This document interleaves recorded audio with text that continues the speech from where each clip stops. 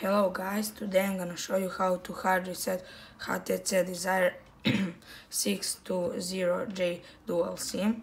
First, power off the phone and wait few seconds to power off.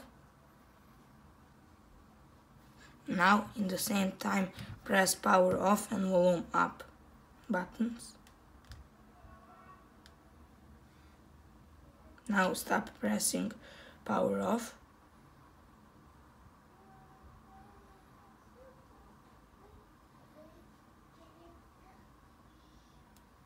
Now hold volume up and quickly press power off.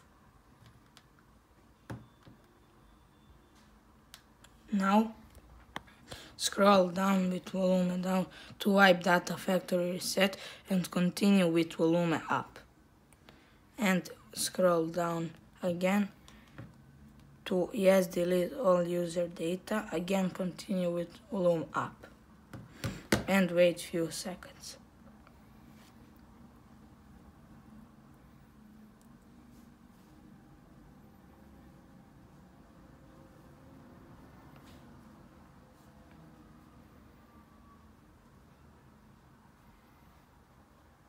And go reboot system now, continue again with volume up.